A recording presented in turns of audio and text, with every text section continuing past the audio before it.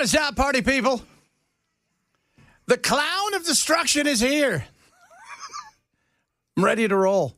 We get into it there, Ken, is what I'm trying to tell you. That is pretty creepy looking, Brother Chad. We get absolutely into it. And do you remember the guy that used to hold up the sign, the 316 sign at all the football games? Yes. Yeah, I got that wig on. And by the way, he was a killer. You know that, right? He ended up murdering somebody. So there's that. Oh, God. Why am I laughing at that? Why do I find that funny? Because it was so weird that he would go to all these football games and hold up the John 3:16 sign, and the next thing you know, they're like, oh, yeah, that guy killed somebody. You're like, oh, okay, then. Wow. Yeah, man, we do it up at the Halloween times. That's pretty scary-looking clown face there, brother. Yeah, my wife. It took us about an hour. We have real Hollywood makeup, so, like, we sit down, and she's like, all right, let's do this, let's do that. My daughter and my daughter's here. And I was telling Belle, she's on the spectrum, and she is obsessed. She likes like Farscape is like her favorite thing in the world right now. So she kind of likes some odd stuff, and she likes these, these cartoons that are just kind of a bit obscure. But she is a world-class modeler and a world-class makeup artist. Okay. And she builds stuff. I just sent Belle stuff. She builds things for her to go to Comic-Cons. And it's funny because she has no idea why these people want to take pictures with her because, she just wants to go meet her stars. Like Jack Earl Haley is her favorite actor. Remember him? Kelly Leak from Bad News Bears? Mm-mm. And he's this kind of obscure actor that really disappeared for years. I mean, he was in the Bad News Bears. He was like the big star. Was he the one that was considered the heartthrob at the time? Yeah, he's the guy that hit all the home runs, and then he disappeared for a long time, was delivering pizzas, and then got a second chance at Hollywood and took it and ran with it. And gotcha. And so, but she is otherworldly. So between her and my wife, they're sitting there all day just working on me. They're like, you should do this. What about that? There you go. Here's this. My other daughter's looking there. Charlie's like, you look so creepy. I love it. We get into it. That's what I tell everybody. I love Halloween. And clowns are creepy anyways. Yeah, they can be. It's that whole thing of, you're probably not well. How do you think clowns feel when they're all packed in the clown car together? You think they scare each other? They probably go, we all stink because we all are traveling weirdos. So when I was in Palm Springs, there was a famous clown family that lived there, and they were on the Red Skeleton show for years. And the mother and father died, but the son was still around. He would dress up every single day, and he would just wander around Palm Springs. And he would hand out stuff, and he would just go to restaurants. Like, it was so bizarre, but everybody kind of knew him. What would he hand out? Like, he'd have, candy, and he would hand out, like, buttons and stuff like this. Right. It was so weird. It was bizarre. But, they are kind of creepy looking. I'm not going to lie to you. I love it. It's creepy. You know what, though?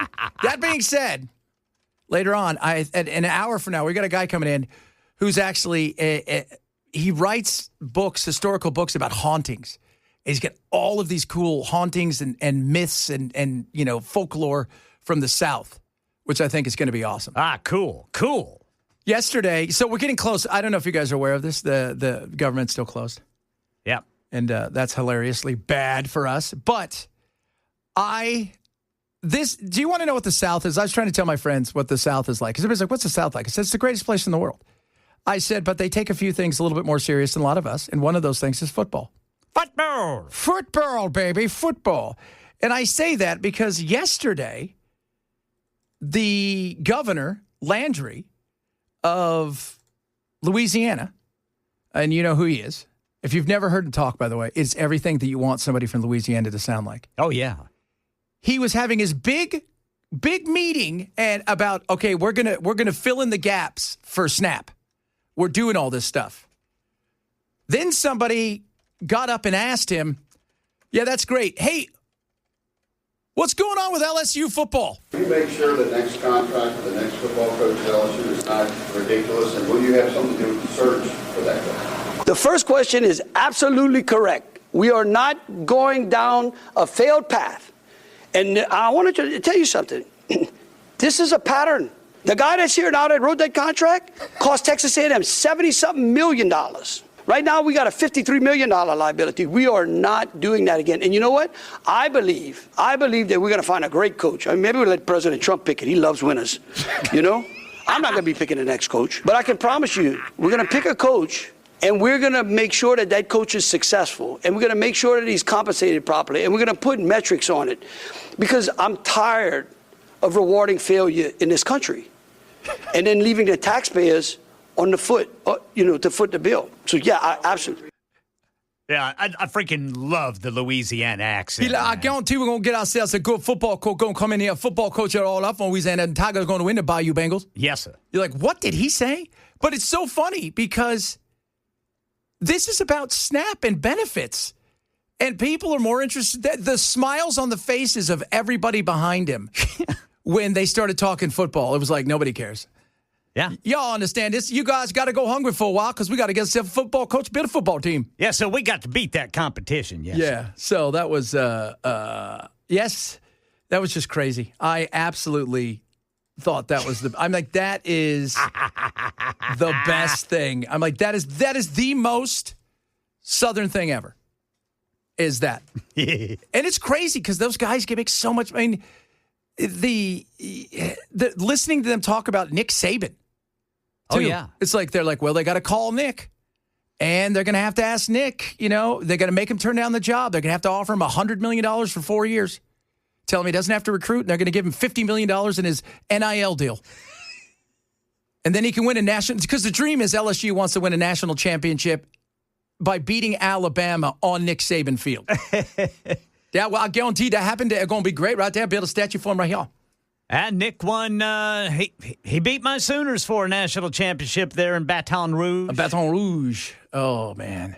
This weekend, are you excited about this weekend? I hear you and Jackson going at it. Yeah. Yeah, Brother Jackson, boy, he's trash talking me, man. Well, he's he's relentless. He's not a boomer Sooner, that's for sure. Sir. No, sir, he's not. He's a whatever Sooner. Like, whatever, boomer. Yeah, he's a volunteer through and through. That's okay, though.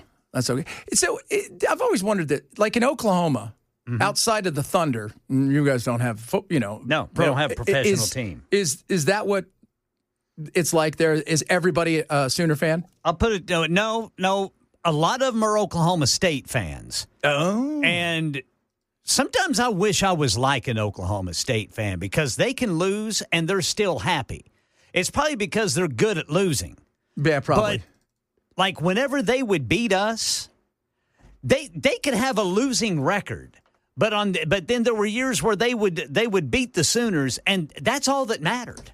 Yeah, that is all that matters. I mean, they'd print T-shirts up with the score. Well, it's like, how many times did you hear that, Jim Harbaugh would go 11-1, but he'd lose to Ohio State? And they're like, well, he didn't have a good year. Yeah. Yeah. Like, what are you talking about? Like, but I've often wondered that. It's like Stillwater. First of all, you been to Stillwater? Oh, yes. What's it like? Because it looks awful in pictures. I'll put it to you this way. If it wasn't for Oklahoma State University in Stillwater, it'd be Stoolwater. Oh! And I shouldn't say that, but... Now who's the trash talker? Well, I mean, I grew up there, dude. Trust me. They're worse at it they're worse at doing it than I am. But, yeah, that town, it would just be another little town with a population of about 6,000 people if it wasn't for that university. Oh, man, I tell you, you like your trash talking, though, man. There's a big old pig farm as you're driving into Stillwater from the west. Oh, I thought that was a school. Oh, see, I could have gone so many places because is that all your sororities? We could have done all of those. It's not very nice, though. And nothing against pig farms. No. I love pigs. But this one is just right up against the highway there, and I mean, you can smell it. Oh, I bet in the summer that is delicious. Oh, yeah. Oh, my Lord. So I've often wondered, because I've been to Tulsa. Yeah. Especially when I was a little kid, my dad played for the Cardinals, and he was in their organization. I think they were double or triple A at that time. Triple A, yeah. At that time. So we were there but I was there as a kid. But, and I've been there on a few other occasions, and I thought, oh, this is nice. I could live in Tulsa, It's better than it was whenever I was there. Yeah. Well, it's improved a bit. It's improved. I mean, I was telling you, because my friends always ask me, what's it like out there? Because they come out to visit. But, you come out to visit, you go to Broadway. It's like people come to L.A., they go to Hollywood. And it's like Burbank and Hollywood is not California. Or they go to the beach. That's not real life. Right. Let us take you to the homeless. Huh? Or the Rainbow Bar and Grill. Yeah, the Rainbow Bar and Grill. Yeah, they go there, the old day, the Brown Derby or whatever. It's like, that's not real. But I just say, you've never met nicer people in the world. And I said the same thing about Texas when I lived there. Because the first time I went to Texas, my friends thought, oh, you're going to go, California, you're going to go meet the most racist people of all. I'm like, I've never met a better group of people. It's the same thing here, outside of a few Texters. Best parts of Oklahoma are outside of Oklahoma City and Tulsa. You get off the interstates and off in the woods. That's what I love about Oklahoma. Yeah, and you could probably shoot all the turtles you want. Nobody cares. You can shoot anything you want. You can fish anything you want. Nobody bothers you. I freaking love it. I love it. Yes, Bill. I never experienced or saw much, if any, racism when I lived in Texas. No. Because if you're a white person and you want to be racist, there's probably a Mexican guy right 5 feet away that's going to kick your ass. Probably, yeah. Town I grew up in for a while there in East Texas, whites, we were the minority. Yeah. And, I mean, man, I had a lot of black friends in East Texas, and I loved them. Yeah. And I'm still in contact with at least one of them. And amongst us kids, there was no racism. No. Now, we'd joke with each other. What you're supposed to do. Yeah, I mean, we'd joke with each other about it, but it didn't mean anything. No. You're supposed to. Like one of my best friends in the world, Harold, he's black, and I happen to tell him, hey, did you know you're black? He figured it out. But we grew up playing soccer together. I mean, we've known each other for 40 years. And we used to joke with him all the time. And the way that some people look, he's like, oh, my God. I'm like, you don't understand. This guy, we would fight for him. He would fight for us. What are we going to do? Not joke? We're going to joke with each other. We're going to leave him out? Yeah. Because, we don't know. So it's a different world. And really, when we were kids, we didn't even think about it. No, we didn't. It just was not a thing. No, wasn't. And now, and then the left came and they decided to make everything a thing. Right. Everything, like our friend and yours, Kylie. She went to Brown, for those of you not keeping score. As you can tell, I'm dressed up to the nines today. We got a lot of stuff to talk about today. I'm going to talk about Sudan in a little while. And if you guys have no idea what's going on in Sudan, you probably heard about the stuff happening in Nigeria and, of course, obviously Palestine and, of course, Ukraine. What's happening in Sudan is while everyone's talking about the best thing that I could say about this is hopefully this is the worst that could happen at this moment in time. But the reality is I think far more worse is coming. And this is the worst stuff you've ever seen in your life. The kind of stuff that would even make the ISIS go, oh, my God, it is that bad. So we are so blessed to live here. We got some stuff going on with Snap. We'll talk a little bit about that. The truth about Snap. Because I've heard so many, I've got sent so many things. Look at this. And I'm like, okay, where's the truth in who's on Snap? Because I think it's important we figure that out. A bunch of other goodies on the way as well. If you're missing the show, shame on you. Grab the podcast. Otherwise, I might get you. Chad Benson Show, Super Talk 99.7. Wonder what that could be. Do we know if Nick Weems still has a job? He does. I saw that they did an update yesterday. And they got him out in front of the, station as he was released. And he looked like, he's like, I don't know what happened. And look, in fairness, Weems had to do this. He didn't tell him, he didn't put out the warrant. He didn't do that. That was the DA. The DA should pay the price for this. And it was embarrassing. And they should be embarrassed. They locked him up over a stupid meme that had zero threat in it. All the while, you're thinking, maybe you're going to at least release him on his own recognizance. Nope, a $2 million bail. But if he took it down, we'd let him go. Oh, that would stop him if you really think he's going to do something? I'm telling you, man, that interview, it was all over the place. Somebody is going to sue. Oh, there's going to be a lawsuit. Oh, he's probably got 100 lawyers that have called his wife, said, I'll take it, we'll split whatever. You don't have to pay a thing. I want the publicity. It is insane They're going to settle with him as fast as possible. They're like, did we get our budget in for the year? We may have to redo it. Usually when you take a lawyer on contingency and they'll take their pay on the back end, they usually get about 30% of what they collect for you. Yeah. There's somebody out there going, I'll only take 20 if you'll just let me represent you. Yeah. Let me represent you in what will be called the easiest thing I'm going to do because you violated a whole bunch of rights. Plus, he lost his job. Well, and mistake me if I'm wrong, but in Phil Williams' interview, the sheriff seems to admit that, yeah, we knew it wasn't a He real said that threat. in the middle of it. He goes, you realize he's not a danger. He goes, oh, yeah, we realize that. That right there, the interview should stop. Do you want to let him out now? I can drive him home. That's what's going to do that county in, man. That's why Sheriff Weems is in trouble. Sheriff Weems probably good. They're going, why were you talking to him? Why? Because nobody else was, and we were becoming the laughing stock. I did it on my show today. I got so many people texting goes, how stupid is a place that you think your town is that they can't understand that was a meme and that represented zero threat to anything? That was also not a helper that he said that. Well, our people here just didn't get it.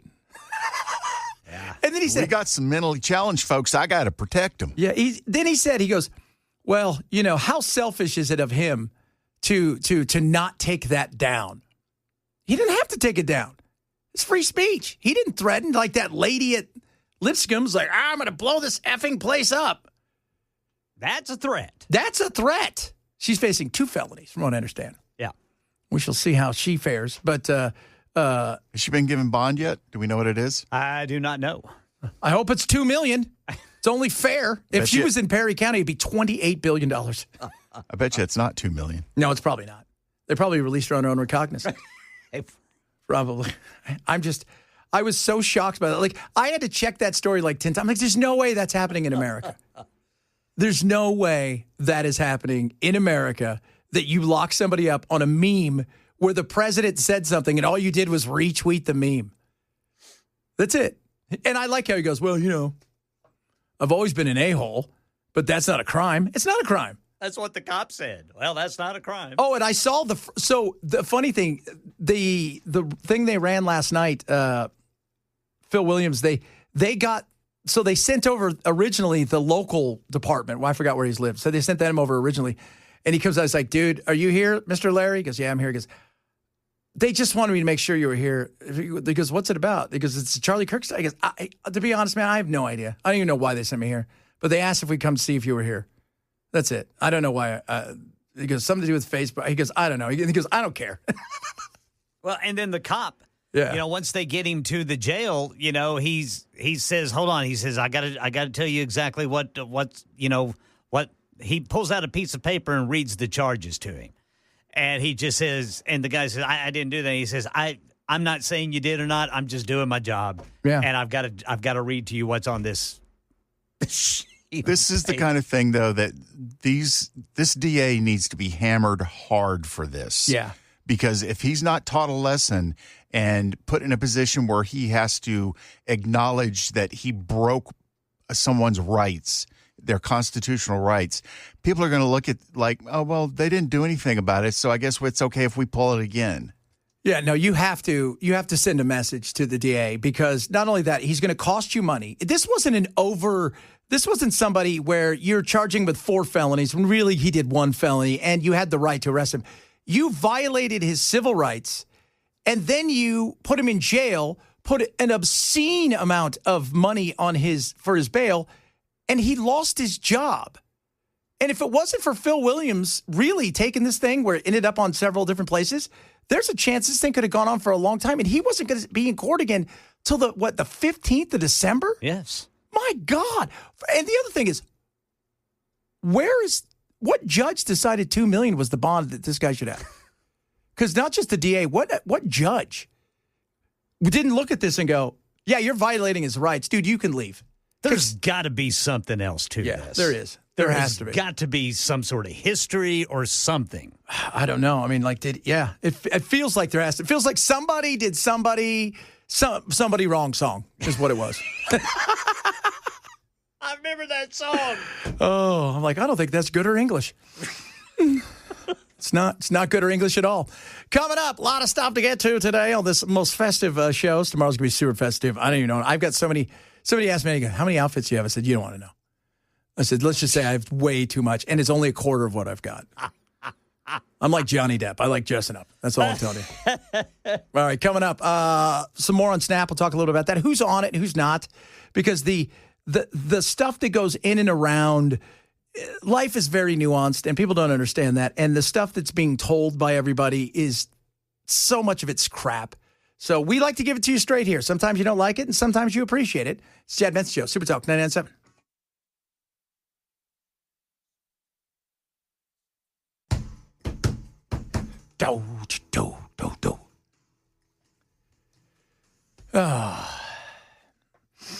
Government shutdown. It's going to be very interesting to see. This is the weekend where they all recognize, okay, this is it. This is the weekend where everything goes dark, if you will. Oh, God. And, of course, they're all out there blaming each other. Again, this is not about you or I. It's not about doing the right thing. This is about, as they like to say, leverage. It's all about leverage. Thank you very much, John Thundoggle. That's what they're making it all about. Leverage. So the question is, when are American people going to matter more than their leverage? I don't know, John. When are they? That's a good question. So 42 million Americans. That's what we got out there. 42 million Americans are at some sort of risk for losing their SNAP benefits. And there are so many things out there that I've been sent over the last couple of days that I sit there and I go, we always say it, guys. If you can see me, I'm holding up my phone. It's not hard. Just to check and go, okay, who really gets SNAP? Now, I like Ben Patrick David, but he shared this yesterday. And I thought, that's not true. But they share it as if it's true, and they talk about it. It's like you did no research. Take a look at this chart, by the way. This is a chart, Tom, that shows food stamps by ethnicity. Yeah, who's on SNAP and what is their citizenship status? $7.8 billion on a monthly on SNAP. If illegals were removed from SNAP, the cost would reduce 70%. Oh, my God. Is what they're saying. Zoom in a little bit, Rob. Take a look at this. Okay, zoom in a little bit. Percentage of U.S. households receiving SNAP benefits, food stamps by ethnicity. Afghan, 46%. Somalia, 42%. Iraqi, 35%. Dominican, 34%. Caribbean, 28%. Native, 27%. Puerto Rican, 27%. Cuban, 25%. Black, 25%. Arab, 24%. Cambodian, 23%. Haitian, Pacific Islander, Honduras. Armenians made it under 19%. Bangladesh, Moroccan, Mexican, 18%. Seems like a lot more than 100%, but it is a... We don't get that? It's like, you guys are at like 480%. Well, there's more than 100%. Oh, so it's very interesting. So I'm like, okay, none of that's true. It was put out there as if it's the gospel about the way that they've done, the way that they've framed this thing is like, that's it. Everybody, all these people are here illegally. But that's not true. And let's find out who's really on SNAP. So who's really on SNAP? Food stamps. SNAP stands for Supplemental Nutrition Assistance Program. 40% of people on SNAP are children. 16 million kids rely on SNAP. 1.2 million veterans rely on SNAP. And here's something that's interesting. 22,000 active duty military families rely on SNAP. Yes, people actually serving our country rely on food stamps. 1.5 million college students are on SNAP, and 8 million seniors rely on SNAP to help them make ends meet. But I thought everybody was, it was just all, because they make it out to be the welfare queen. I'm not saying there's not people out there like that. I've been in line at stores, and I've seen people pull out their SNAP, the cards, and they're paying for groceries in this one, and then they got groceries behind that they're going to pay cash for. And yeah, that pisses me off. But a lot of kids on SNAP, right? And a lot of people have jobs. In fact, a good majority of the people have a job of some sort. Some have more than one job. So it's both sides paint this picture. And, this is why we always talk about our show. We have fun. We talk about it, but it's nuance. Everybody wants black and white. It's not black and white. It's gray in many ways. It may be darker in some areas or lighter in others, but the whole story is never told because everybody wants to win an argument rather than what's the truth. And when I'm listening to Pat Betrick-David, I'm like, it takes 2 seconds to realize that, first of all, because you're Mexican doesn't mean you're not American. Right? You go through ethnicities. Yeah, that's what I found to be really, that just felt dishonest in the beginning because there are plenty of Mexicans that are American citizens. Hello. My grandfather was. He didn't use Snap, but that wasn't that. My uncle, if you saw him, you'd be like, I'm just kind of, look at they're Mexican, but no, he's an American, but you have Mexican heritage. Was he trying to imply that Armenians aren't, we have no Armenian citizens? Yeah, that's the way it sounded like, Afghans. Now, here's the other thing. If you've been here and you're here legally, after a certain amount of time, you also can get certain benefits. So to say that everybody on Snap, the way they make it seem like it's 70% of Snap is taken up by people that are here illegally, listen to this. And that's not true. Now, I like the truth. I know a lot of people don't. We always joke here, you want your affirmation. We're probably not the group for you.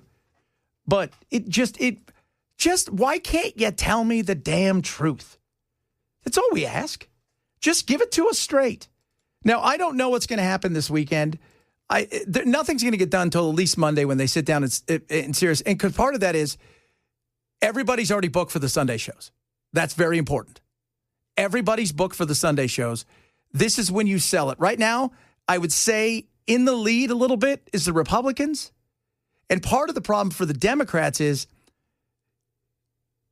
they've got a fractured coalition because you've got the unions who are pushing the Democrats to get back in there because they're not on Snap, the unions, right? These guys and gals who are making, great money in the unions and they're being represented. Most of them aren't Snap and they all have their health benefits. So they're not worried. They want those people to go back to work. And so they're getting a lot of pressure from parts that you would think, normally if it was any other time, they'd be behind the unions. The unions would be behind it, but not right now. Not right now at all. We move from there to this. Now, what's going on in Palestine has been horrific. Israel, horrific. What's going on in Ukraine is beyond horrific at times. The stuff that I've seen. Nigeria is awful with the Christians being killed. But what's going on in Sudan is arguably, there is no other crisis on the planet. And I'll tell you what, I was watching stuff the other day. I'm watching Melissa pound, yesterday morning as I'm up early. You've seen it, Ken. There's just, it's insane. Yeah, it's, she did a number. She did. She was pissed. I don't know who pissed her off, but it was somebody. Her heart was broke. Yes, sir. And she went off. And you know what? I would rather stand out in the middle of that weather, buck naked, holding metal in the air, waiting for electricity, than be in Darfur. It is that bad. It is so bad that, unfortunately, because I follow this stuff, because I'm a wackadoo and I follow this stuff all the time, and I've been watching it for a while. It got to the point yesterday where everything changed. Everything changed. The violence yesterday. So they've surrounded an area in Darfur. So you have the normal military, which is they're running everything. And then you've got this other group. This other group's being funded by the United Arab Emirates, even though they say we're not funding it, even though everybody knows that you're funding. And this group is brutal. The kind of brutality that you think you'd see in movies.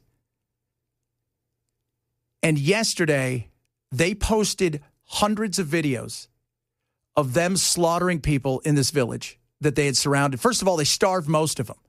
And the ones they didn't starve in, they moved in yesterday. And it was beyond awful. And don't go look. And I tell people that, there's one of those things we've always talked about. And Ken and I, you and I've mentioned it, man. There's things in life you want to forget and you never will. Mm-hmm. This is one of them. Satellite images seem to show bodies in the streets and bloodstains visible from space. Now, a violent civil war has been raging in Sudan since April 2023. A paramilitary group called the Rapid Response Forces has been in a bloody struggle with the country's military, and now they control large parts of Sudan. It is that group that is now laying siege to El Fasher, where 250,000 people are trapped and terrified. The killings yesterday were so big that satellite images from space showed the blood run out and the bodies stacked up. Think about that. From space, you could see blood. And Chris and I were talking about this kind of off the air. There's one video that's out there everywhere. Again, don't look. It's not AA. Don't look. It's a woman with her 3-year-old kid, and they're beating on her. And that's before they decide to unload, I don't know, a couple hundred shots into her and the kid. And the reason they want this group to take over for democracy, this group says they want to be part of the government, underneath the government, but really it's about what's underneath the ground, which is gold. They have tons of rare earth minerals, but they have so much gold. And where does that gold go? It goes from there to the United Arab Emirates. Who are we pals with? And it's a weird world that we live in, the United Arab Emirates. It's so bizarre the way that we do these things where we have to be friends with some of these people who we'd rather not be friends with. And it is something that's going to be talked about more and more. They're talking about today at the UN.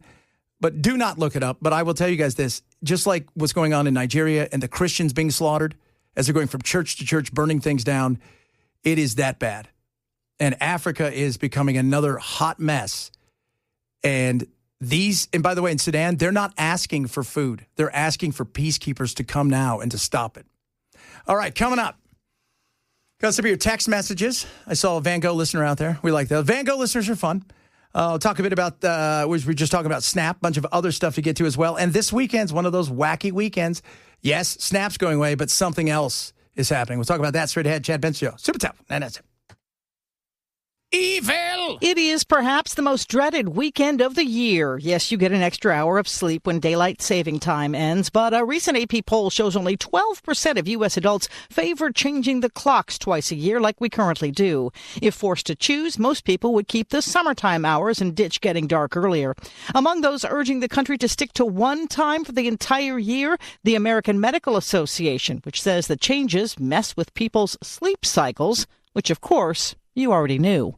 Yeah, it's funny that the American Medical Association comes out and goes, hey, look, this isn't really good for people. And they're like, you know what? We don't care. We're going to do it anyway. Yeah, because we need the kids to be able to have sunshine in the morning. We don't want them to go to school dark, blah, blah, whatever the hell. You know what? Pick a damn time and stick with it. Brother Chad, that's too simple. That's the one thing about Arizona I miss. They didn't change times. Didn't have to worry about it. Nope. We kept everything the same. We're 2 hours ahead today, but comes Sunday morning, we'll only be an hour ahead of them because we're falling back at them. Good God. It's just so ridiculous. Well, we do it because, why? Even state, here's the thing, even if you're a state and you vote on it, you still have to go to Congress. Yeah, it's a congressional thing. So it's kind of a bizarre situation where you're like, hold on a second, we vote. Oh, yeah, that's right. We have to go. Congress has to approve whether or not we stay on sucky time or not. That's what they should call it. Sucky time. Although this is the one sucky time. You in East Coast time? Oh, on sucky time. Oh, because it went back. It is that weird thing, though, where this is like where everybody goes, okay, at least we get an extra hour this weekend. Right? But then the sun situation, that's the thing that sucks. Yeah, it's earlier in the morning. Great that the sun's out. But, man, Ken, I'm going to feel you, brother. I've been feeling you for a while. It sucks, man. That darkness. Oh, I used to hate it. Yeah. I used to absolutely hate it. It would start to get darker and darker. And you feel like, too, it's like, is it 9? Oh, it's 4. Yeah. I mean, it's like wintertime here in Tennessee and, here in Nashville. I mean, we're so close to the Eastern time zone. Yeah. You watch. The sun, it's like it's perpetually low. Shadows are constantly long in the winter here in Middle Tennessee. Yeah. Because the sun just never gets that high. I don't like it. Be prepared for our Scandinavian winter coming anytime now, starting Sunday morning. All right, coming up, we're going to talk scary stuff. We're going to talk folklore and fun. I got an author here. He's pretty cool. All right, we're going to sit down and talk with him about all this cool stuff. That's straight ahead. Chad Benson, Super Talk 99.7.